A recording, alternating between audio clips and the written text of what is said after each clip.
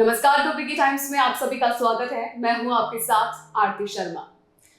समाज में बीते कई दशकों से पुरुष प्रधान की मान्यताओं को चुनौती देते हुए महिलाओं ने अपना एक अलग ही परचम लहराने की कोशिश की है और हर क्षेत्र में अपना एक मुकाम बनाने की कोशिश की है। और इसी की मिसाल है संगीता बेनीवाल जी। दरअसल वो बतौर बाल संरक्षण अधिकार आयोग की अध्यक्ष है और अपनी जिम्मेदारी को बखूबी निभा रही है। मैम, बहुत बहुत स्वागत है हमारे खास कार्यक्रम शख्सियत में। थैंक यू, नमस्कार। दरअसल मेरा सबसे पहला सवाल तो आपसे यही रहेगा, जिसके जवाब से कई लोग वंचित रह जाते हैं, कि आखिर बाल संरक्षण आयोग क्या है और किस तरह से ये काम करता है।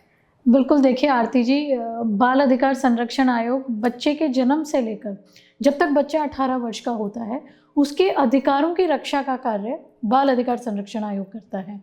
फिर चाहे बच्चा वो स्कूल में पढ़ रहा हो, चाहे घर पे अपने माता पिता के पास हो, या फिर हमारे चिल्ड्रंस होम में हो, उन सभी बच्चों की देखरेख का काम, उन सबके बच्चों की अधिकारों की रक्षा का काम बाल आयोग करता है जी। और चूंकि आप अध्यक्ष है इस आयोग की, तो इस जिम्मेदारी को किस तरीके से निभाती है, क्या मायने हैं इस जिम्मेदारी के? बिल्कुल, देखिए बाल अधिकार संरक्षण आयोग का सबसे महत्वपूर्ण कार्य होता है जागरूकता लाना, लोगों तक ये बात पहुंचाना, बच्चों तक खासकर ये बात पहुंचाना कि वो अपने बात कहाँ तक पहुंचा सके, उनको चुनौतियां आए तो वो कहाँ बता सके। मुझे खुशी होती है आपको बताते हुए कि जब मैं प्रथम बार अध्यक्ष बनी, चूँकि मेरा ये दूसरा कार्यकाल मुझे रिपीट किया गया है 3 वर्ष के कार्यकाल पूरा होने पे, तो जब मैंने पहली बार पदभार ग्रहण किया अपना, उसके वक्त जो जागरूकता थी वो हमारे गांव ढाणी या पीछे तबके तक बैठे हुए व्यक्ति तक नहीं थी कि आखिर क्या है बाल अधिकार संरक्षण आयोग। मुझे खुशी है कि हमने बाल आयोग आपके द्वारा कार्यक्रम चलाया, हमने जागरूकता अभियान चलाया, उसके माध्यम से हम गांव ढाणी तक पहुँचे, बच्चों के स्कूलों तक पहुँचे। कई बार रास्ते में आते हुए बच्चे जब मुझे मिल जाते हैं, उनसे बात कर हमने बताया कि 1098 चाइल्ड हेल्पलाइन नंबर है, बाल अधिकार संरक्षण आयोग से कैसे आप संपर्क कर सकते हैं। और सभी जिलों में हमारी बाल कल्याण समितियां, किशोर न्याय बोर्ड बने हुए हैं, तो बच्चे अपने जिलों में भी बात कर सकते हैं, और गाँवों में बाल संरक्षण इकाई तक हम लोगों ने बना दी है। तो इसके माध्यम से बच्चों को हम अधिक से अधिक जागरूकता का काम करते हैं। अगर बच्चा शिक्षा से वंचित रह जाए तो उसको शिक्षा से जोड़ने का कार्य हमारे द्वारा किया जाता है।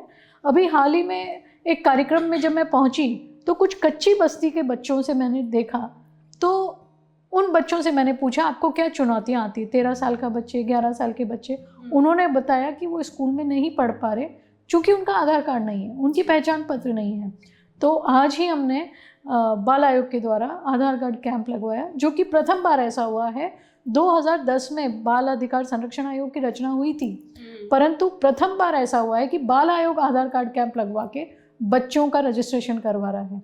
तो ये मुहिम भी हमने चलाई है, बच्चों को शिक्षा से जोड़ना, बच्चों को बाल श्रम से दूर रखना, बाल विवाह जैसी कुरीतियों के बारे में जागरूकता लाना। कई ऐसे बच्चियों के टेलीफोन मेरे मोबाइल पे आते हैं, और मुझे खुशी है आपसे साझा करते हुए कि हमने उन बच्चों का विवाह रुकवाने में हम लोग सक्षम रहे। कईयों का बाल विवाह जो हो चुका है उसको निरस्त कराना। तो ये सब हमारे मुख्यतः कार्य रहते हैं। जी, जैसे कि साहब बता रही है कि आधार कार्ड आज आपने उन्हें बनाकर उन्हें एक नई पहचान देने की कोशिश की है। जी। और इन चीज़ों से काफ़ी बच्चे जो है अवगत नहीं होते हैं, तो आप उन्हें जागरूक करने के लिए, उनके अधिकारों को अवगत कराने के लिए क्या करती है? मतलब उन्हें कैसे बताती है कि ये आपके अधिकार है? बिल्कुल, देखिए हमने कुछ समय पूर्व एक पोस्टर के माध्यम से, खासकर गरिमा पेटी सभी स्कूलों में अनिवार्य कर और वो पोस्टर हमने शिक्षा निदेशक के माध्यम से और प्रदेश भर के जिला कलेक्टर को आदेश कर सभी स्कूलों में लगाने हेतु अनिवार्य करवाया। तो अचानक मैं भी कई स्कूलों में जाती हूँ, तो वो पोस्टर पर बच्चों के क्या अधिकार हैं, और अगर उनके अधिकार को कोई रोकने की कोशिश करता है, चुनौती देता है, तो वो कहाँ संपर्क करे। तो स्कूल के माध्यम से, एसएमसी मीटिंग के माध्यम से और छोटे छोटे नुक्कड़ सभाओं के माध्यम से, जागरूकता के माध्यम से बच्चों तक पहुँचाते हैं। जी। और सारी जो चीज़ें हाँ बता रही हैं, आपने बीच में एक प्रोग्राम भी चलाया था आपके द्वार आयोग करके। बिल्कुल। तो उसमें आप कई मतलब जिला स्तर पर पहुंची, कई जगहों पर पहुंची, तो आपको क्या लगता है कि जो लगातार अपराध बढ़ रहा है उसकी सबसे बड़ी वजह क्या है? उसकी सबसे बड़ी वजह जो मैंने व्यक्तिगत महसूस की है, क्योंकि मेरा बहुत बच्चों से संवाद होता है, छोटे ग्रामीण में भी बात होती है, ढाणी में भी बात होती है, स्कूलों में भी बात होती है। तो मैं नागौर के कुचामन के एक छोटे से गांव में गई, वहाँ सरकारी स्कूल में 1000-1200 बच्चियाँ थी।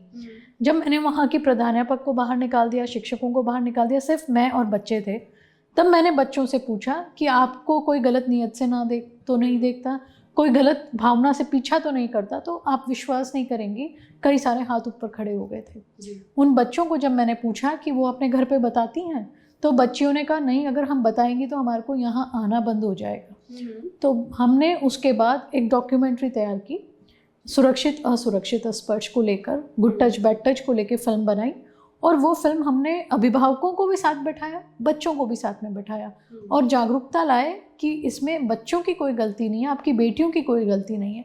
आप तुरंत प्रभाव से 100 नंबर 1098 या बाल आयोग को बताएं, ताकि हम बच्चों को कोई चीज़ हद से ज़्यादा बढ़े उससे पहले ही हम बच्चों को सुरक्षा दे सकें। तो ऐसी डॉक्यूमेंट्री के माध्यम से हमने बच्चों को समझाया, बात की। जी, आप जिस पद पर फिलहाल बैठी हैं वो एक बहुत बड़ी जिम्मेदारी है, और उस जिम्मेदारी का निर्वहन आप किस तरीके से करती है कि हाँ, किसी तरह की आंच इस जिम्मेदारी पर ना आए? बिल्कुल, देखिए, जो हमारे देश के भविष्य निर्माता हैं उनकी जिम्मेदारी हमारे पास है, तो बिल्कुल बहुत चुनौती भरा कार्य है, और पूरी संवेदनशीलता से, पूरी गंभीरता से मामलों को लेते हुए मैं कार्य करती हूँ। कहीं पर भी मुझे पता लगे कि दुष्कर्म की घटना हुई है, मेरा प्रयास रहता है मैं स्वयं वहाँ पहुँचूँ, चीज़ों को बारीकी से देखूँ, जानूँ, और साथ ही साथ उस बच्ची के मानसिक पटल पर कोई बात ना रह जाए, उसको लेकर उसको काउंसलिंग, उचित काउंसलिंग, उचित बाल मित्र और कोर्ट कचहरी के चक्रों से बचाने के लिए उनको एक साथ में हम सपोर्ट पर्सन भी देते हैं।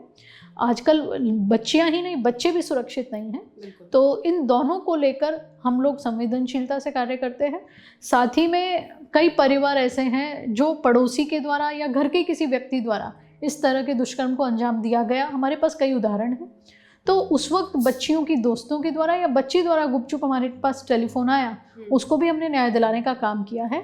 और मुझे खुशी होती है आपसे साझा करते हुए कि राजस्थान में कई ऐसे उदाहरण हैं, 8 दिन अजमेर में, सीकर 11 दिन, नागौर, तो इतने ही कम दिनों में हमने इस तरह के अपराधियों को हिरासत में दिलवाया है, और फैसला माननीय न्यायालय द्वारा हुआ है, और बच्चियों को न्याय मिला है, बच्ची के परिवार को न्याय मिला है। अब यहाँ पर दुष्कर्म की घटना का जिक्र कर रही है, जब बच्चों के साथ इस तरह के अपराध होते हैं तो फिर उस दौरान एक क्या प्रोसेस रहती है, क्या प्रक्रिया रहती है कि आप बच्चों को जल्दी से है जो न्याय दिला सके, ताकि क्योंकि वो खुद के स्तर पर तो नहीं कर पाते हैं ना? बिल्कुल, देखिए, सबसे पहले तो हमारा ये रहता है, ये जागरूकता लाना कि इस तरह के बच्चियों को थाने में नहीं जाना चाहिए अपनी बयान देने के लिए। गवाह सिविल यूनिफॉर्म में खुद पुलिस वाले वहाँ आएँ और बयान लें, ताकि बच्चियां एक अच्छे वातावरण में, क्योंकि पुलिस की वर्दी से एक वो जो डर भय होता है, तो उसके लिए हमने स्पष्ट आदेश दे रखे हैं। अगर ऐसा नहीं पाया जाता या कहीं हमें पता लगता है तो उसके खिलाफ हम सख्त कार्रवाई करते हैं। तो प्रथम तो उस बच्ची का बयान हो जाए मजिस्ट्रेट के आगे, पुलिस के आगे, हमारी बाल कल्याण समिति के आगे, और फिर उसके बाद हम उस प्रोसीजर को आगे बढ़ाते हैं माननीय न्यायालय के द्वारा। बच्ची को जल्दी न्याय मिले तो तुरंत प्रभाव से अनुसंधान कराते हुए, मामले को दर्ज करते हुए, अनुसंधान कराते हुए, और इस प्रक्रिया को आगे बढ़ाने का कार्य करवाते हैं। जी, आप पहले पार्षद थी और अब आप इस पद पर तैनात हैं, तो इस बीच वो कैसा सफर रहा, क्या क्या चुनौतियां आपने देखी है? बिल्कुल, देखिए, राजनीतिक सफर की शुरुआत 2004 में पार्षद से की। लगातार मैं 2 बार पार्षद रही उस वार्ड से। फिर मैंने ग्रामीण जिला अध्यक्ष की जिम्मेदारी निभाई, तो बहुत बदलाव था। पहले जनता की सेवक के रूप में विकास कार्य करवाए, फिर संगठन के अध्यक्ष के रूप में सबको, सभी 36 कौम को साथ लेकर चलने का कार्य किया, और अब बिल्कुल डिफरेंट है, बच्चों की जिम्मेदारी है। तो देखिए, मैं तो ये कहना चाहूँगी कि पार्टी ने जब भी जो जिम्मेदारी दी है उसको बखूबी निभाने का मेरी तरफ से पूरा प्रयास रहा है, चाहे वो पार्षद के रूप में अपना कार्यकाल रहा हो, चाहे वो जिला अध्यक्ष के लिए, और चाहे आज बाल आयोग के अध्यक्षा के रूप में। लेकिन एक बतौर महिला भी आपके लिए ये सफ़र कितना मुश्किल रहा? बहुत मुश्किल रहा, क्योंकि मैं खुद ही नवविवाहित थी जब शादी के 1-1.5 साल बाद मैंने पार्षद का पहला चुनाव लड़ा। उसके बाद बच्चे भी हुए, और बच्चे दोनों छोटे थे, उनको ही निगम में साथ ले जाकर अपना काम करना और फिर वापस आना, तो बच्चों को रखना, घर संभालना और निगम की जिम्मेदारी, तो ये एक बहुत ही चैलेंजिंग था। और पर परिवार का पूरा सपोर्ट था, मैं कहना चाहूँगी। फैमिली सपोर्ट के बिना पॉसिबल नहीं हो पाता। तो परिवार का सपोर्ट, और अब तो मैं कहूँगी मेरे बच्चों का भी सपोर्ट। बच्चों ने भी छोटे से लेकर बड़े होने तक मुझे ऐसे ही देखा है, तो अब बच्चों का भी पूरी तरह से मुझे सपोर्ट रहता है। और इनफैक्ट आप विश्वास नहीं करोगे कि बच्चे टीवी में अगर कभी न्यूज़ में देखते हैं या अखबार में पढ़ लेते हैं कि कोई दुष्कर्म हुआ है या कोई बच्चों के साथ कुछ प्रताड़ना होती, तो मम्मा ये तो आपका वर्क है, आपको यहाँ जाना पड़ेगा। तो बच्चों ने भी मेरे को जो सपोर्ट किया, फैमिली ने जो सपोर्ट किया, उसी की वजह से अपनी जिम्मेदारी अच्छे से निभा पा रही हूँ। जी, आप बच्चों का जिक्र कर रही हैं, 2 बच्चे हैं आपके। जी, तो कभी कभी ऐसा नहीं होता कि आप उन्हें वक्त नहीं दे पाती होंगी, तो वो कहते होंगे कि मम्मा आपको हमारे भी अधिकारों का ध्यान रखना चाहिए। राइट। मैं जब पार्षद थी, जिला अध्यक्ष थी, तो मैं जोधपुर से ही काम करती थी, तो बच्चे मेरे साथ घर पे ही रहते थे। परंतु जब मैं बाल आयोग अध्यक्ष बनी तो 3-4 महीने बाद बच्चों सुनते रहे 1098 मम्मी बाल अधिकार की बात कर रही है। तो मेरी डॉटर ने मुझे बोला, काफ़ी छोटी है बच्ची मेरी, 10-11 साल की थी उस वक्त, तब उसने मुझे कहा मम्मा हमारे भी राइट्स हैं, क्योंकि उनको खाली स्कूल से घर आना और मम्मा उनको घर पे नहीं मिलती थी। तो फिर मैंने तय किया कि इनको मैं बोर्डिंग में भेजती हूँ, तो मैंने दोनों बच्चों को हॉस्टल में भेज दिया, क्योंकि प्रदेश के सभी बच्चों की जिम्मेदारी थी। और मुझे लगा कि बच्चे हॉस्टल में रहकर सर्वांगीण विकास बच्चों का हो पाएगा, जो मैं नहीं करवा पा रही हूँ। तो बिल्कुल ये त्याग और ये बलिदान करना पड़ा अपनी जिम्मेदारी के पीछे। और पर मुझे खुशी भी है कि बच्चे वहाँ पर सब कुछ सीख रहे हैं, सर्वांगीण विकास बच्चों का हो पा रहा है, और दूसरी तरफ मैं दूसरे बच्चों का भी ध्यान उसी तरह से रख पा रही हूँ। लेकिन क्या परिवार के लिए आप वक्त निकाल पाती हैं? बहुत कम बहुत कम समय निकल पाता है परिवार के लिए, और खुद के व्यक्तिगत समय के लिए बहुत ही मुश्किल रह पाता है। लेकिन अगर वो वक्त मिलता भी है आपको, तो उस मी टाइम में आप क्या करना पसंद करते हैं?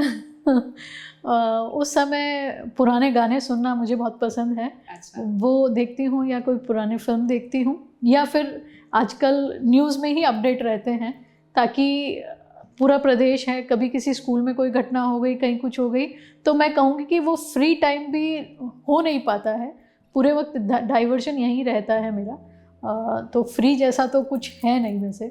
जी। वैसे आपके व्यक्तित्व से लग रहा है आप बिल्कुल सिंपल शॉबर रहना पसंद करती हैं। जी बिल्कुल। तो क्या इसे हम एक जिम्मेदारी समझे, या फिर आपके नेचर में ही ऐसा है? नहीं, मेरे नेचर में ही ऐसा है। शुरू से सिंपल ही रही हूँ मैं, चाहे स्कूल कॉलेज लाइफ रहा हो। और शादी के बाद जब राजनीतिक सफ़र में आ गए, तो उसके बाद कॉटन खादी को अपना लिया, लाइट कलर को अपना लिया। मेकअप मुझे आता नहीं, तो बस सिंपल ही रहना पसंद है। अब नेचर में ये हो गया, मुझे लगता है कि अब मैं तैयार होती हूँ, ज़बरदस्ती घर की शादी में या कोई कर देता है, तो मैं खुद को ही खुद नहीं पहचान पाती। आपने पार्षद के चुनाव के लड़ने की बात कही, तो ये चुनाव लड़ने का ख्याल कैसे आया था? मतलब कोई पारिवारिक पृष्ठभूमि आपकी ऐसी थी, या फिर? नहीं, कोई पारिवारिक पृष्ठभूमि नहीं थी। मेरे ससुर जी डिस्ट्रिक्ट जज थे, हस्बैंड एडवोकेट हैं। कोई दूर दूर तक भी राजनीति से लेना देना नहीं था। और शादी मैंने पोस्ट ग्रेजुएशन करके आई थी, उसके बाद मैंने लॉ शुरू किया था, वकालत की पढ़ाई कर रही थी। उसी दरमियान मेरा जो वार्ड है, मेरा जो क्षेत्र है, वो महिला हो गया था, महिला रिजर्व्ड हो गया था।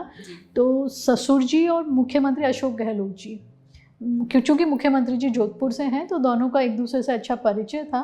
तो उन्होंने मुझे देखकर कहा था कि पढ़ी लिखी बच्ची है, इसको आपको राजनीति में आगे लाना चाहिए।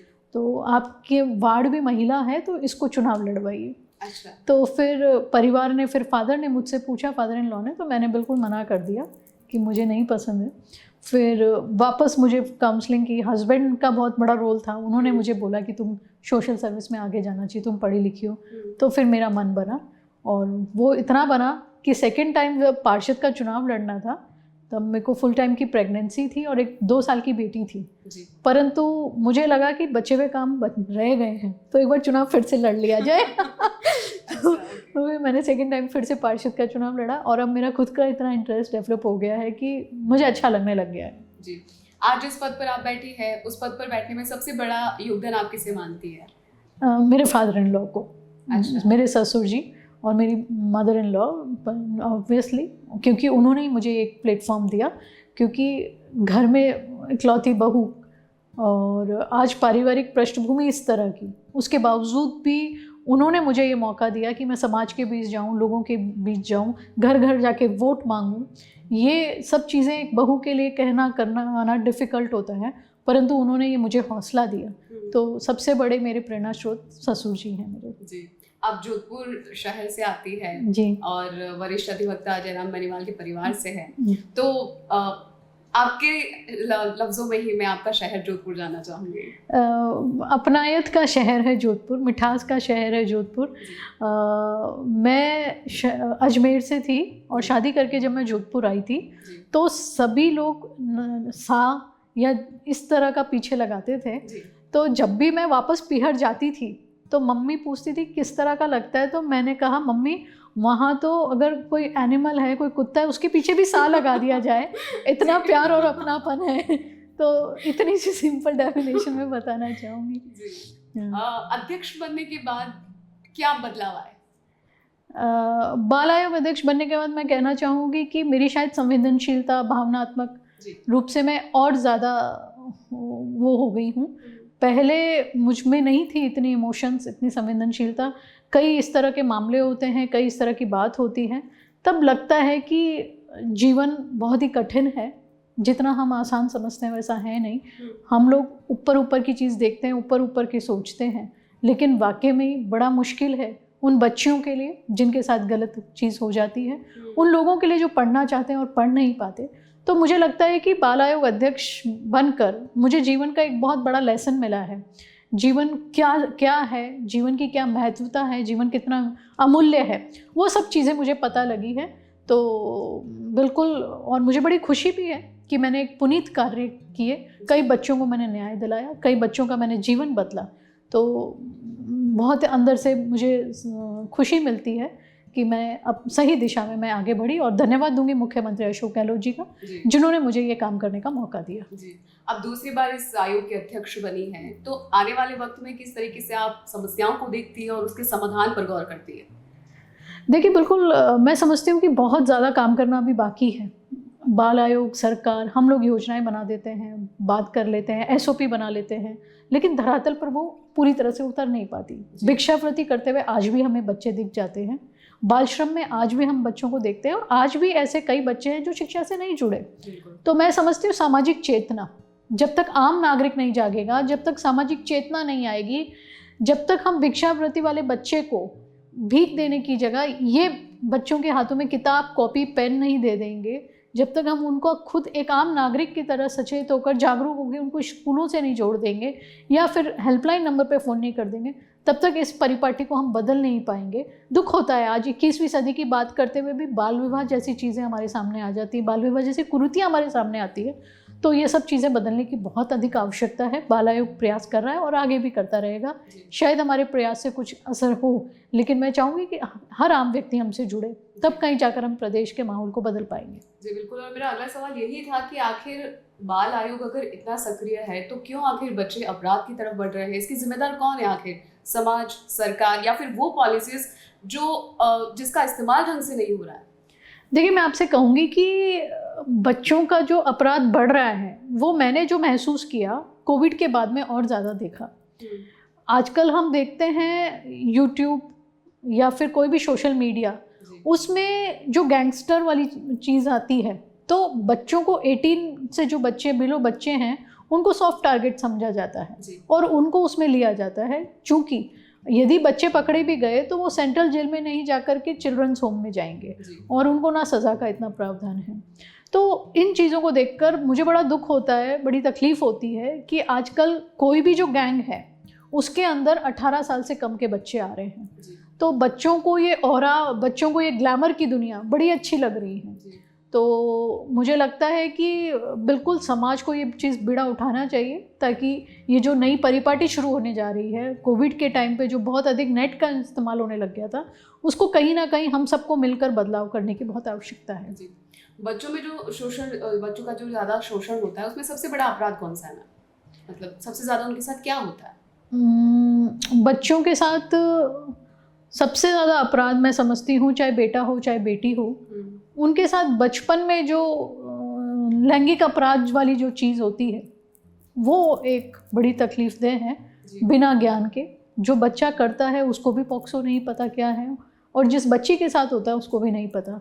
तो ये एक बहुत बड़ा अपराध है जिससे बच्ची का बचपन या बच्चे का बचपन खराब हो जाता है। तो इसका और अधिक शिक्षा देनी चाहिए बच्चों को, अभिभावकों को, मैं तो कहूँगी स्कूल और में ही ऐसा एक पाठ शुरू हो जाना चाहिए ताकि बच्चों के संस्कारों में ही डल जाए। जी। आगे विधानसभा चुनाव भी नजदीक है, तो क्या आप भी लड़ने वाली हैं? देखिए, जब पार्टी ने कोई जिम्मेदारी दी है मैंने बखूबी निभाया है। जैसा पार्टी आदेश करेगी बिल्कुल वैसा ही करें। जी। और अगर हम इस आयोग की बात करें तो वो कौन से अधिकार है जिससे बच्चों को अवगत रहना ही चाहिए? बिल्कुल, मेनली अगर हम बात करें। बिल्कुल देखिए, बच्चों को शिक्षा का अधिकार जी। ये समझना चाहिए। साथ ही साथ बच्चों को ये पता होना चाहिए कि चाहे हमारे माता पिता हों, चाहे हमारे परिवारजन हों, चाहे कितने भी प्रियजन हों, यदि वो हमारा बाल विवाह करवा रहे हैं तो हम उसको रोक सकते हैं। क्योंकि एक बार चाहे लड़का हो चाहे लड़की हो, बाल विवाह हो जाता है, फिर हम उसको निरस्त करवाते हैं तो बाद में बड़ी दिक्कत आती है बच्चियों की शादी के लिए। तो उनको इसके लिए भी सचेत रहना चाहिए, जागरूक रहना चाहिए। बाल श्रम क्या है उसकी जानकारी बच्चियों को होनी चाहिए। इन सब चीज़ों को, और धर्म परिवर्तन वाली चीज़ होती है उसके लिए भी उन्हें जागरूक रहना चाहिए। तो ये सब चीज़ें हैं, इन सब अधिकारों को लेके बच्चों को जागरूक रहना चाहिए। सोशल मीडिया का भी आपने जिक्र किया, जिसकी वजह से सबसे ज़्यादा जो बच्चे हैं उसके शिकार होते हैं, तो उसके लिए आप बच्चों को क्या कहेंगी, क्या संदेश देंगे कि उससे किस तरीके से बचा जा सकता है?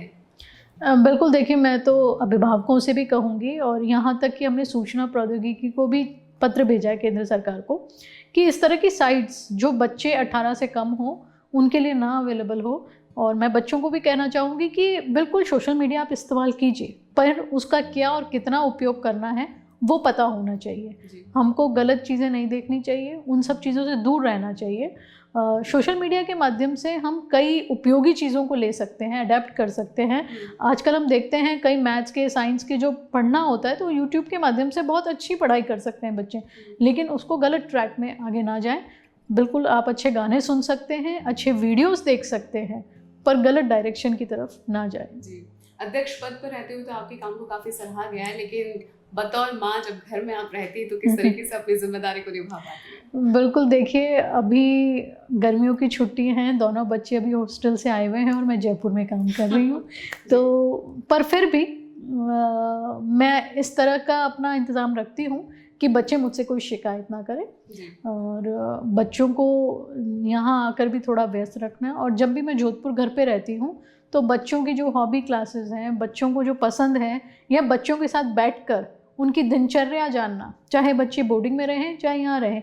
एक माँ के नाते मैं सभी को कहना चाहूँगी कि बच्चों की दिनचर्या हमें ज़रूर पता होनी चाहिए कि उसने सुबह उठने से लेकर रात सोने तक क्या किया। तो उससे कई सारी समस्याओं का समाधान अब ऑटोमेटिक हो जाएगा। बच्चों को उनकी मन की बात बाहर आनी चाहिए, वो किससे मिला, क्या बात हुई, क्या नहीं हुई, ताकि हम उसे अच्छे बुरे का पता लगे। तो वो काम मैं बहुत अच्छे से करती हूँ मेरे दोनों बच्चों के साथ। उनका कौन फ्रेंड्स हैं, कौन नहीं है, वो क्या कर रहे हैं, ये सब मुझे पता होता है। तो एक क्वालिटी टाइम जो है वो मैं बच्चों के साथ ज़रूर स्पेंड करती हूँ, चाहे टेलीफोन के माध्यम से करूँ, चाहे मिल बैठ के साथ में करूँ। जी, आप ये भी बता रही थी आपको हर चीज़ से अपडेट रहना पड़ता है, तो आप मतलब सोशल मीडिया पर कितना एक्टिव रहती है? मैं बहुत ज़्यादा एक्टिव रहती हूँ सोशल मीडिया पे, क्योंकि बहुत आवश्यक है। सोशल मीडिया के माध्यम से हम लोग कई ऐसे मामलों का प्रसंग यहाँ ले लेते हैं जो मुझे ट्विटर फेसबुक से पता लगता है, हमारे पास शिकायत नहीं आती है। तो अपडेट रहना पड़ता है ताकि मुझे पता रहे कि प्रदेश में किसी बच्चे के साथ गलत तो नहीं हो रहा। तो मैं अपने खाली समय में, जब ट्रैवलिंग के समय हूँ, खाली समय हूँ, तो पूरे वक्त इसी को देखती हूँ सोशल मीडिया के माध्यम से कि क्या चल रहा है। प्रदेश की जनता के नाम कोई संदेश? बिल्कुल, मैं आप सबसे निवेदन करना चाहूँगी कि राजस्थान सरकार के आदरणीय मुख्यमंत्री अशोक गहलोत जी द्वारा 18 वर्ष तक के बच्चों के लिए बहुत सारी योजनाएं हैं, और सभी स्वयंसेवी संस्थाओं से कहना चाहूँगी, सरकारी संस्थाओं से कहना चाहूँगी, कृपा कर सभी बच्चों को इनसे जोड़ें और बच्चों को मुख्य धारा से जोड़ने का प्रयास आप लोग हमारे साथ मिलकर करें। बाल मित्र राजस्थान, जो कि बाल आयोग एक थीम लेकर चल रहा है, उसमें आप लोग सब अपनी भागीदारी निभाएं एक जिम्मेदार नागरिक के नाते, ताकि हम अपने प्रदेश को सशक्त व सुदृढ़ प्रदेश बना सकें और हमारे बच्चों को स्वस्थ व सुरक्षित बचपन दे सकें। धन्यवाद। बहुत बहुत शुक्रिया मैम हमारे साथ खास बातचीत करने के लिए और वक्त देने के लिए। Thank you. तो ये थी संगीता बेनीवाल जी से हमारी खास बातचीत। अगली बार फिर होगी ऐसी ही किसी शख्सियत से मुलाकात। तब तक के लिए दीजिए इजाजत। नमस्कार।